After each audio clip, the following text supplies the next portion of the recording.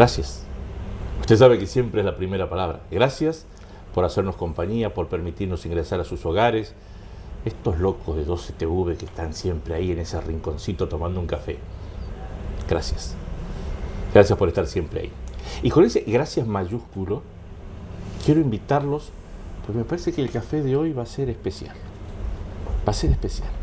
Hoy tenemos un hombre que tiene muchísimas características especiales. Él me va a decir, Teddy, por favor, tiene muchísimas. Usted hágame caso a mí. Acá voy a ejercer de conductor del programa. Usted hágame caso a mí. Y ya va a ver que cuando terminemos de hablar con él, yo creo, mire, estoy seguro que me va a dar la razón. Se llama José Avellán Martínez, el padre José. ¿Cómo le va, padre? Pues muy bien. Hola, Teddy. Hombre de características especiales. Y ante todo, gracias por invitarme. Que no sé por qué estoy aquí. Porque a nosotros nos interesaba muchísimo conversar con usted. Queríamos conocerlo, al padre José, que estuvo en Elda, que ahora se va a Altea, que tiene que ver con los medios de comunicación, pero sobre todo eso ya vamos a ir desmenuzando al tema. Yo quiero saber, el padre José, cuando no era el padre José, cuando era José, ¿dónde nació el pequeño José? Pues Pepe. Nací en Villena, en un barrio del Raval, y tuve una niñez muy normal, de padres muy sencillos, gente trabajadora, con muchas carencias en su momento, a finales de los años 50. Y bueno, hice mi escolarización en la escuela pública, luego en las escuelas parroquiales, y luego marché al instituto. Y a los 11 años, hoy dirían los televidentes que fue explotación infantil, pero a los 11 años yo ya estaba compartiendo y compaginando el colegio y la fábrica. De tal manera que yo salía a las 5 de la tarde del colegio, me iba con la merienda, con una mala leche impresionante porque mis compañeros iban a jugar, claro, y yo a la fábrica de calzado en Villena, pues a marcar, a hacer números, a hacer recados, a empezar a cortar forros, bueno, así hasta los 14. Mi padre se empeñó en que yo siguiera estudiando, pero a mí la fábrica me encantaba. Total que estuve compaginando después fábrica y al revés, por la noche estudios. Bien. Así hice mi bachiller. Y después ya a los 16, 17 fue cuando la fábrica me absorbió.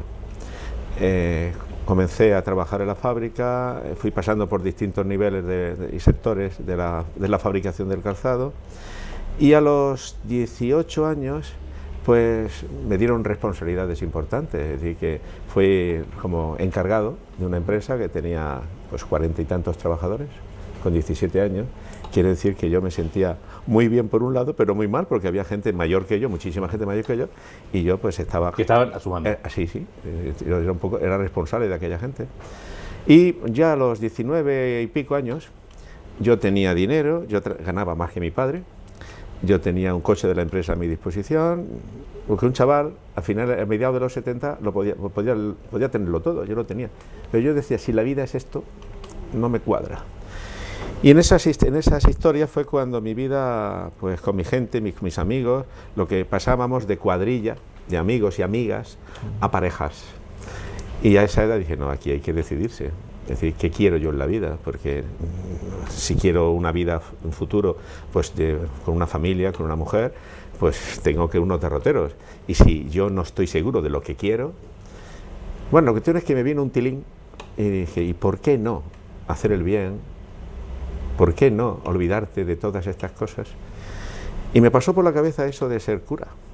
Pero yo mismo lo iba pensando y me sentía digo, incómodo, diciendo, pero tú estás loco, digo, pero fuera. La cuestión es que así estuve 4 o 5 meses, y en el 18 de marzo de 1974, eso no se olvidará nunca, era sábado, trabajábamos en la fábrica los sábados hasta mediodía, y fue cuando la secretaria del jefe me dijo, Pepe, Vicente te llama a despacho. Digo, no sé qué cara. Y me dijo, mira, vas a ir, te voy a proponer una cosa. Me proponía pues hacer algún tipo de... Entonces empezaba el calzado, lo que llamamos calzado deportivo, sí, que nosotros entonces no lo tocábamos, que era un calzado más de señora y de chicarro, de niño.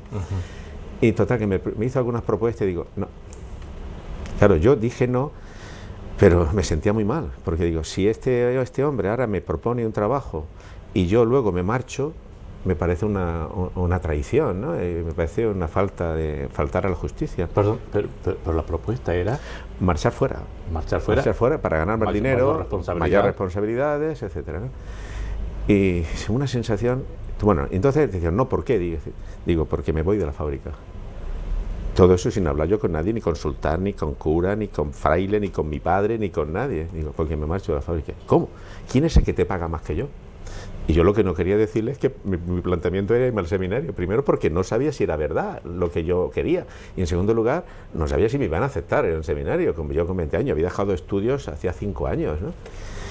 Bueno, la cuestión es que al final tuve que confesar públicamente a él que, mira, pues que yo quiero irme al seminario. Bueno, cayó en la silla. Pero esa paz, esa alegría, esa tranquilidad que yo sentí en ese momento de haber soltado, me quiero ir al seminario, como esa jamás la he tenido en la vida. Bueno, la cuestión es que bueno, todo aquello marcó mi vida.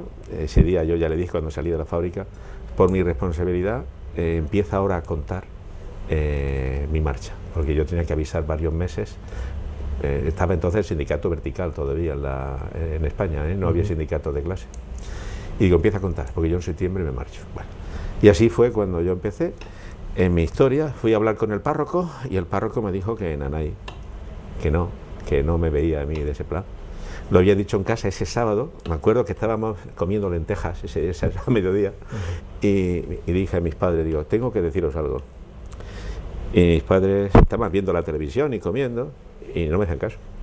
Y yo, por el otro lado, digo, quiero deciros algo. Y al final mi padre dejó de comer y dice, ¿qué pasa? Y dije, pues que me estoy planteando y en septiembre, si no pasa nada, me voy al seminario. Ahí quedó la comida. Mis padres eran muy buena gente, pero no eran religiosos. Mi madre era muy buena gente, pero de iglesia nada. Eso, una boda, un entierro y poco más, ¿no? Mi padre se puso muy enferma y bueno, hasta el punto que yo desaparecí de mi casa esa tarde, me fui al campo a pensar, fatal. Y cuando ya de noche, víspera de mi santo, regresé a mi casa, pues claro, yo tuve que abordar este tema. Mi madre estaba enferma en cama y me dijo, si tu madre se pone enferma y le pasa algo, tú eres el responsable. Era esa situación, ¿verdad? Bueno, la cuestión es que yo luego fui a hablar con el párroco otra vez y me dijo, bueno, vamos a hablar, te he puesto a prueba, vamos a hablar. Y yo ese verano, desde marzo hasta junio, hice tercero del antiguo bachiller, que era el bachiller y reválida, sin dejar de trabajar. Y luego en septiembre, de junio a septiembre, hice mi cuarto de bachiller, todo libre. Para completar los estudios. Completar y no ir al seminario, en fin, con unos estudios y con gente de una diferencia de 5 años. Yo acostumbrado a organizar y mandar un poco en una empresa, irme con chavales después de 14, 15 años. Esos fueron mis inicios. Desde entonces yo he tenido problemas, quizá he discutido con obispos, he tenido 4 obispos, he discutido con compañeros, incluso con mis comunidades, pero jamás he dudado de una cosa. Jamás he dudado de que yo quería ser cura y soy cura. Habré dudado del cómo, habré dudado de si aquí o allá, de esta manera, eso ya son cosas menores. Esa es un poco mi historia y mi origen. Y a partir de ahí, la vida. Padre, varias preguntas. Un relato apasionante. ¿Ese tilinque fue de la noche a la mañana? No, fue 2 años antes, 1 año y medio antes. Empecé ya con mi situación, que yo veía, repito, si la vida es tener dinero, si la vida es darte los caprichos, lo que un chaval de 17, 18 años podía darse entonces. Repito, yo ganaba entonces, no sé, eran 5 o 6 mil pesetas. Entonces para un chaval de esa edad era dinero, ¿no? Tenía un coche a mi disposición, pero era una furgoneta de trabajo, pero yo tenía coche y nadie de mi edad tenía coche normalmente, ¿no? Y hubo un problema. Un triunfador. Bueno, en esa época, desde lo material, un triunfador. Pues sí, en ese sentido pues yo no tuve problema, ¿no? Y surgió un problema en la empresa entre un empleado y un jefe. Un problema de relación, ¿no? Hasta el punto que llegaron casi no solamente a la violencia verbal, sino casi a las manos, ¿no? Yo tuve que ir a magistratura, aquí en la calle Gerona, porque tenía que declarar. Por un lado, si yo declaraba contra la empresa, para mí era un problema. Si yo declaraba, me decía mi compañero de trabajo, contra el compañero, era un problema. Y yo decía, sí, lo importante es decir la verdad. Tú te has pasado, compañero mío, recuerdo que era de cuerpo de fábrica, pues reconoce lo que te has pasado, pídele perdón y aquí no pasa nada. Y si el responsable de la empresa se ha pasado, pues que pida perdón y aquí paz. Y ese planteamiento, digo, cuando iba a entrar yo a declarar a magistratura, fue cuando el abogado me dijo, no hace falta, hemos llegado a un acuerdo. Y salí. Y a partir de ahí fue cuando dije, con lo fácil que es, que los criterios y principios que yo tengo, de que dialogando, hablando, reconociendo la verdad, se puede llegar a vivir en paz. Y, Señor, ¿y por qué no sacerdote y dedique yo mi vida a poner paz en las conciencias y en los corazones? Que la vida es mucho más que comer y disfrutar, también eso, pero también otras cosas, ¿no? Ser persona, ser equilibrado, honrado, maduro. Y a partir de ese tiempo tuve un año dándole vueltas hasta que el golpe ya fue ese sábado 14 de marzo, 18 de marzo, pero cuando ya, sin consultar con nadie, digo, señor, me decidí. Mi planteamiento era, ¿y si me equivoco? En la empresa me decía, si te equivocas, aquí ya no vuelves, ¿eh? Puedes volver de trabajador, pero con el cargo que tienes ya no lo vas a tener. Perdón, presión por todos lados. Presiones por todos lados, ¿no? Y bueno, señor, yo voy con buena intención. Yo creo que lo mío es el cura. Si después no es lo mío y me he equivocado, señor, como tengo buena voluntad, pues tú me lo darás por otro lado. Y hasta ahora, ya hace 30 años que soy sacerdote. Pero claro, pero un chico que de pronto es independiente, es decidido, ¿cómo se dice aquí? Echado para adelante. Echa para adelante. Sí. Que está muy bien económicamente, que imagino que habrá tenido su pandilla. Sí, sin duda. Claro. ¿Noviecitas también de por medio? Sí, por eso decía, el tema era, empezaba ya a tener novia formal, o sí o no. Y yo digo, yo no tenía que decidirme, yo no podía estar jugando, y más con 20 años ya al final, ¿no? Y fue cuando en ese momento dije, no, pues no mío. ¿Y a la novia cómo se le dice? No, simplemente yo no había decidido, había amigas, ¿entiendes? Pero yo ya había visto. Ya. ¿Tú sabes cómo se decidían entonces las parejitas a los 14, 16 años? Soy todo oídos. Hoy las mujeres me van a decir machista, pero es lo que hacíamos los chavales con esa edad.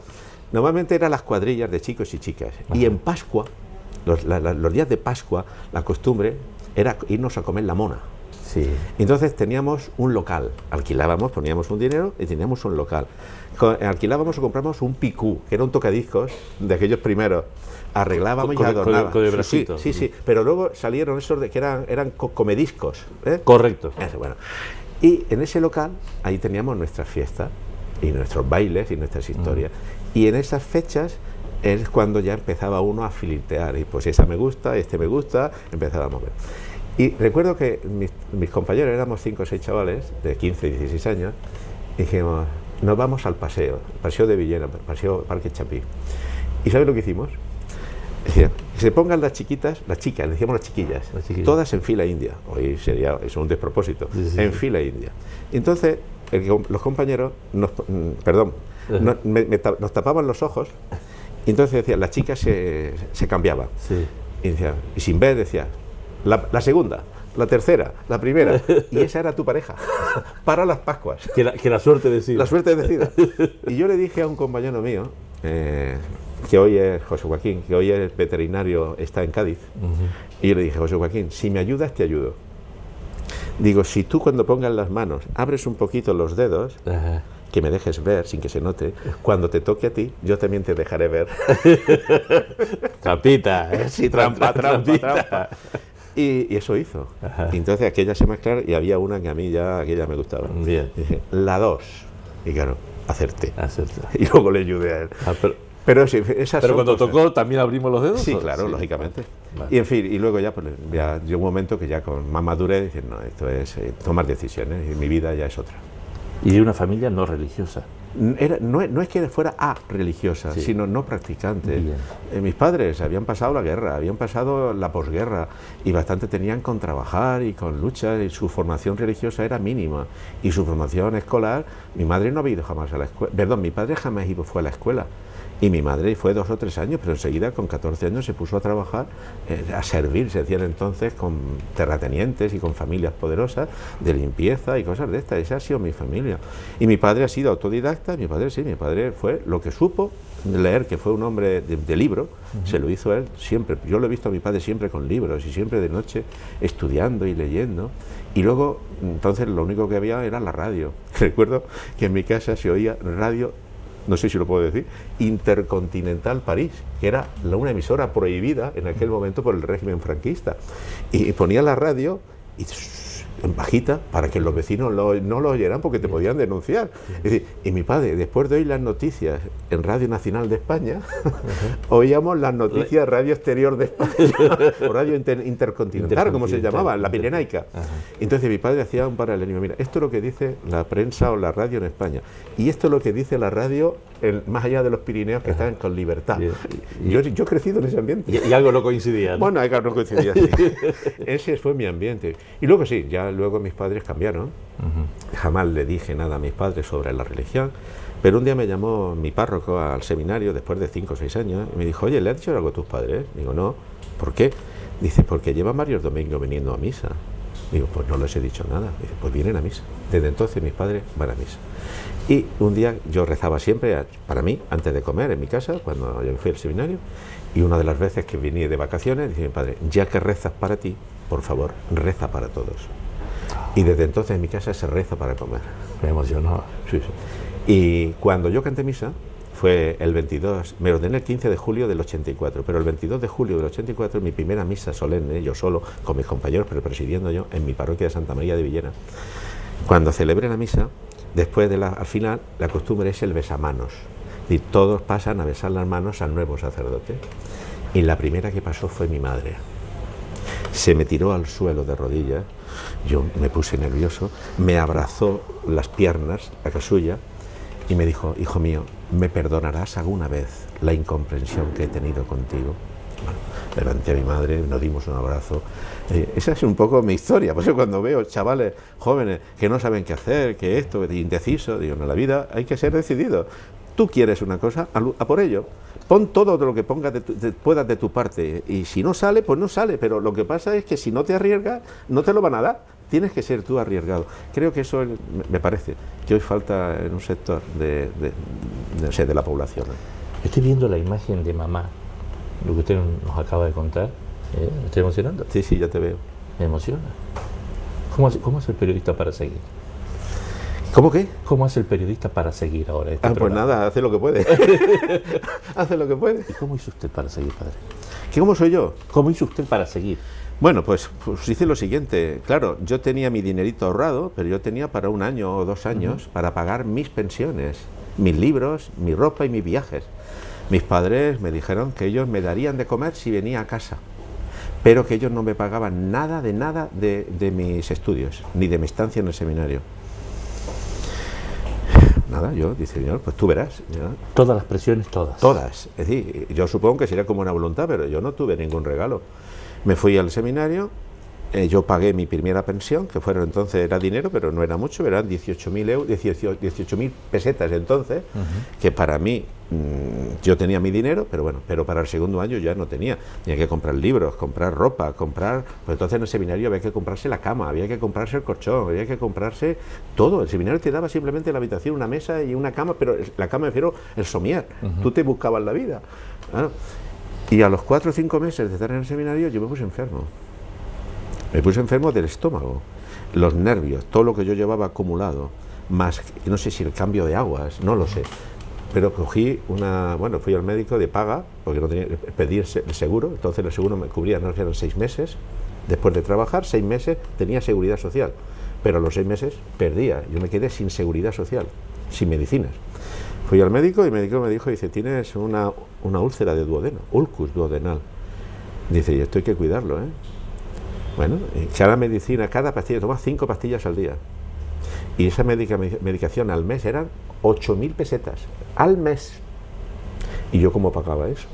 Que era dinero. Era dinero, porque claro, yo acabé mis ingresos que tenía ahorrados durante el primer año de seminario, entre mis medicinas y mi pensión y mis libros y mis cosas, yo acabé con el dinero que tenía, yo me quedé sin nada. Terminó el curso y digo, ¿y ahora qué hago yo? Beca no podía pedir porque no tenía estudios previos, es decir, había 5 años que no podía presentar porque había dejado de estudiar. Entonces me fui a buscar un albañil, un maestro de obras en Orihuela, y me dije, mire, yo busco trabajo para este verano. Y me dio trabajo durante 3 meses, julio, agosto y septiembre. Y me fui de albañil. Yo amasaba, acarreaba ladrillos, yo hice eso. Y me gané en esos 3 meses mi dinerico para pagar la pensión del año siguiente. O sea que aquella vieja frase de los abuelos, ayúdate y Dios te ayudará, Sí, ¿es sí, cierto? sí, sí. Sí, porque Dios me ayudó. Porque al año siguiente yo ya tenía mis notas de 2 años, y entonces fue cuando me presenté en el Ministerio de Educación, la delegación de aquí de Alicante, para pedir mi beca. Presenté mis notas y como no había suspendido nada y mi nota media era de notable alto, me dieron dinero y me dieron 50.000 pesetas para el curso tercero. Quiere decir que yo pagué para el curso tercero con esas 50.000 mi pensión, pagué mis libros y aún me sobraron casi 10 o 12.000 pesetas para mis gastos. Era un cura rico. Un seminarista rico. Pero aún así al año siguiente aún volví a trabajar de albañil. Bien, bien. Padre, ¿y cómo se hace para superar el signo de interrogación? El signo de interrogación de, ¿no me estaré equivocando? Sí, señor. Eso es muy humano, ¿eh? Y el que no lo tenga quizás sea un atrevido, irresponsable. Yo creo que ante el interrogante, que yo lo he tenido, y lo tengo muchas veces en las decisiones que tengo que tomar en la vida, que a veces no son fáciles, primero, pies en el suelo. Es decir, usa la cabeza, razón, racionaliza. Entonces, tengo estas pegas, estos problemas, voy a preguntar, voy a inquirir, voy a ver los pros y los contras. Y una vez que tenga los pros y los contras, yo lo que intento es salir de la duda. ¿Cómo? Arriesgando. Hombre, si la duda o la inquietud me dice objetivamente, no, lo tuyo no es esto, o esto no lo debes hacer, aunque me guste, yo salgo del interrogante haciendo lo que debo, aunque en ese momento sea contrario a mis sentimientos, pero es la cabeza la que funciona. Y si encima para mí funciona no solo la cabeza, sino la fe, porque me fío de Dios, entonces miel sobre hojuelas.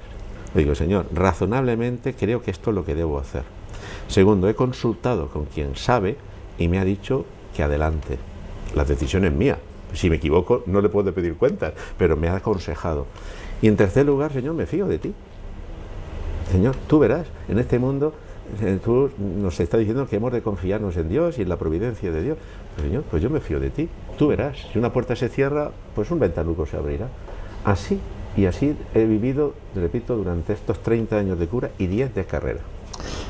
Hay mucha gente, y ya me voy introduciendo de lleno en José sacerdote, José Abella, el padre José. Hay mucha gente que dice, yo creo en Dios, pero no creo en la iglesia. Bueno, yo tampoco creo en la iglesia, con perdón. Yo creo en Dios, pero Dios se me revela en la iglesia. Es decir, yo creo en Dios porque se manifiesta en la iglesia. A ver, si un ejemplo. Jesucristo es Dios, nuestro Salvador, y eligió 12 apóstoles. Yo invito a la audiencia que piense, de los 12, uno, Judas, fue un sinvergüenza, es decir, fue un traidor, le vendió. Jesús lo sabía, pero se fió de él. Llamó a Pedro, y Pedro le negó 3 veces, y le eligió. Y la iglesia inicial, que eran 12, 2, Santiago y Juan, eran unos envidiosos. Los 2 querían ser importantes. Dice que querían sentarse uno a su derecha y otro a su izquierda. Es decir, digamos, ministros con cartera hoy. Los demás, que se callaban, estaban celosos. Esa era la iglesia. La iglesia es santa. Ahí estaba la imagen. Esa es la iglesia real, la iglesia humana. La iglesia de Jesús eran los 12. Un traidor, uno que niega. Pero Jesús... Otros que van para la foto. Otros que van para la foto, pero les llamó porque les quería. Y esa iglesia humana y pecadora empezó su andadura con Jesús y fue probada en la muerte de Jesús en la cruz, y después de su resurrección esa iglesia pecadora fue purificada y fueron añadiéndose muchísimos más, y esta es la iglesia de Jesús hoy. Yo cuando celebro la misa, cuando me reúno con mi comunidad, yo veo mi iglesia.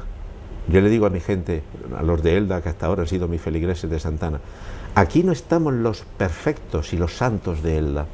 Aquí estamos los normales, ni buenos ni malos, ni más malos ni más buenos, los normales de Elda, que queremos ser buenos. Somos la iglesia de Jesús que venimos a escuchar su palabra cada domingo porque nos damos cuenta de nuestros errores, pero queremos evitarlos. Incluso la palabra de Dios y la explicación homilética del sacerdote nos va a corregir. Hombre, hay que tener mucho valor que cada domingo tú te sientes en el banco a escuchar la corrección del sacerdote, la palabra de Dios que te alienta, pero también te corrige.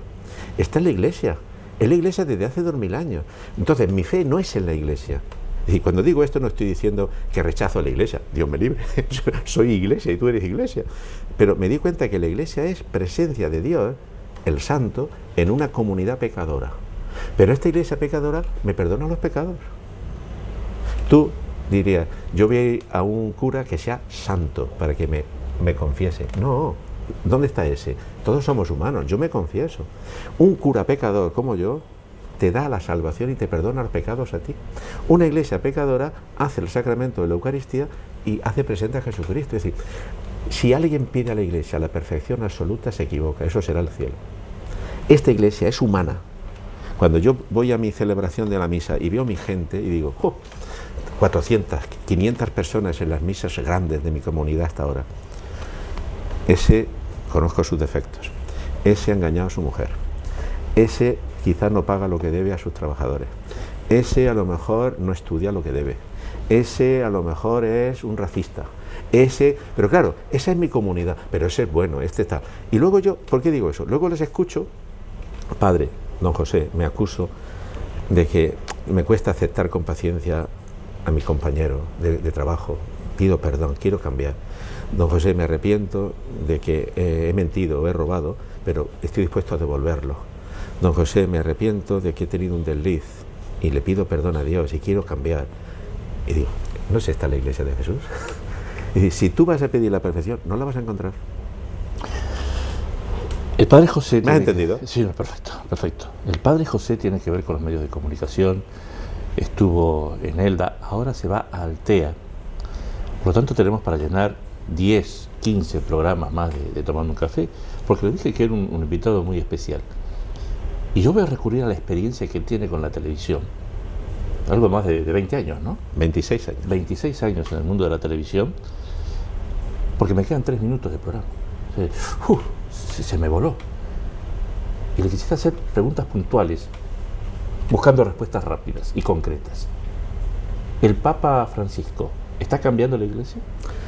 Está dándole un nuevo giro. Quizá a lo mejor lo que está haciendo es que los de fuera vean a la iglesia con frescura, que quizá a lo mejor no hemos tenido la delicadeza o la prontitud para dar la imagen real de la iglesia. La iglesia siempre se ha ocupado de los pobres, pero a lo mejor no hemos dado esa impresión. El Papa incluso a los de dentro nos está diciendo que, cuidado, no discutamos tanto de cosas intraeclesiales y discutamos o afrontemos lo que es esencial, la fe, el evangelio, la coherencia, y acerquémonos al mundo de los pobres, diría él, a las periferias. Eso es nuevo, en el modo de decirlo. En el modo de decirlo. Hasta ahora los papas hablaban leyendo, también el Papa, pero el Papa ahora habla como tú y yo estamos hablando, de lo que lleva el corazón. Bien. ¿Desapareció totalmente ese signo de interrogación? Para mí, sí. Como cura, sí. Yo ya no dudo que si soy o no soy cura, yo no lo dudo. Repito, dudaré si debo estar en Altea, o debo estar en Cuba, o debo estar en Alicante. Eso ya me parecerá más o menos oportuno en cada momento, cada nombramiento. Pero como yo me pongo en las manos de Dios, después de hablar con mi obispo en cada momento, le he expresado mis razones, he expresado mis opiniones y tal, y a pesar de todo me dice, no, por aquí, amén, ya no tengo dudas. Si lo tendríamos que definir al Padre José, tendríamos que decir, el Padre José es un curita, puntos suspensivos. Pues yo soy un cura que quiero ser un cura al servicio de la Iglesia, cerca del hombre, concreto. Yo no entiendo ser cura funcionario. Es decir, yo no puedo decirte, Teddy, te quiero, porque yo no te conozco. Yo solo te diré, Teddy, te quiero, cuando yo sepa quién eres, cuando yo sepa cómo si sufres, si estás casado o soltero, si tienes trabajo o no lo tienes, si eres feliz o no lo eres. Entonces, cuando tú y yo hayamos compartido muchos momentos buenos y malos, entonces cuando te diré, Teddy, te quiero, eres mi amigo. Mientras tanto, yo no puedo decirte, bueno, estoy aquí para ayudarte, para servirte. Un cura, yo quiero ser cura cerca de mi pueblo, cerca del hombre concreto. Y si no le conozco, y solo le puedo conocer si hay roce, yo digo que roce engendra cariño, Sí. solo si hay roce. Quiero ser un cura que roza a su gente. ¿La corrupción es un pecado? Gravísimo. Gravísimo. Corrupción forma parte, es una manifestación más del corazón, que en cristianos le llamamos pecado original. En la calle se le llama egoísmo. Es una manifestación más. Lo que pasa es que si el corrupto ha sido aislado, 1, 2, 3, pues quizá a lo mejor no llama tanto la atención y no corrompe a la masa social. Pero si la corrupción es generalizada, como dicen, o se extiende como una mancha de aceite, entonces eso es la destrucción del cuerpo social. Eso es muy grave. Por eso lo que hay que hacer es curar el corazón. Es lo que yo quiero hacer como cura. Porque si no, cambiamos el collar al perro. Entonces tenemos una persona de una X ideología que manda, luego cambia al otro. Pero si no cambia el corazón de este y del otro, es el mismo perro con distinto collar. Cambiemos el corazón y cambiaremos la sociedad. ¿El padre José y José Avellán Martínez son felices? En la medida de lo posible, yo creo que sí. El 100% te mentiría si te dijera lo soy. No. Creo que en este mundo uno tiene que ser feliz asumiendo hasta dónde. Yo a mi gente, a mis feligreses les suelo decir, tú has descubierto que solo puedes ser feliz hasta el 40% por las circunstancias que te han tocado vivir, asúmelo, pero sé feliz hasta el 40%. No hambres ni añores nada, pero asume eso. Y el 60% déjalo pasar. Yo creo que la felicidad está en asumir y vivir los retos del presente, no cruzándose de brazos, sino arriesgándose para luchar, creyendo que voy a ver si puedo conseguir más, pero sin grandes aspavientos y si tampoco, no sé, pues entrar en una situación de depresión, una situación de tristeza, una situación de anhelo, de desesperación. No, yo me levanto por la mañana y digo, este es mi plan, Señor, me he organizado el día. ¿Sabes qué pasa por la noche? Que me ha salido quizá al contrario, porque Dios me lo va rompiendo, porque las personas me lo rompen. Viene uno, y yo tenía un trabajo, tenía una celebración, tenía una visita, y viene alguien y dice, don José, quiero hablar con usted. O viene un pobre y viene un transeúnte que quiere comer.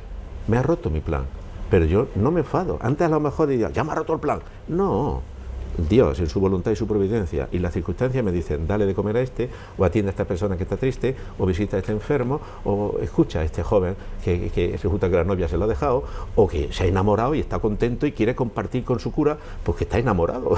Pues tengo que escucharle. Esta es mi vida. No es tan difícil hablar claro, ¿no? Yo creo que no, si uno es sincero, lógicamente. No se puede hablar claro si no sale del corazón, lógicamente. Es el reto, y este es el reto del hombre de hoy y de una sociedad que quizá vive un poco en la apariencia. Si vivimos la apariencia, vivimos en la mentira. Yo no puedo salir de mi casa poniéndome la careta. No, soy yo. Y cuando llegue por la noche, no me quito la careta, soy yo. Pero todos, de alguna manera, sin quererlo, siempre podemos llevar un poquito de careta. Usted sabe que lo vamos a volver a invitar. Bueno, yo si puedo, estoy aquí para lo que tú quieras, Teddy. Muchas gracias. Muchas gracias. Y gracias por el café y el agua. ¿Y? ¿Tenía razón o no? Un invitado especial. Me emocionó. Tengo acá y acá la imagen de esa madre abrazando a ese hijo. Uf. No fue fácil este programa. Lo disfruté, pero no fue fácil. Quizá la vida sea eso, ¿eh? Disfrutarla sabiendo que no es fácil. Lo vamos a volver a invitar. Me quedé con ganas de tomar varios cafés más con José Avellán Martínez y con el padre José, con los dos. ¿Lo pasaron bien? ¿Sí? Usted no sabe lo feliz que nos hace. Nos esperamos, o nos vemos, o nos escuchamos, o nos encontramos para compartir cosas cuando ustedes quieran. Acá, en el rinconcito de los locos de 12TV, para tomar un café. Esa es la excusa. Gracias.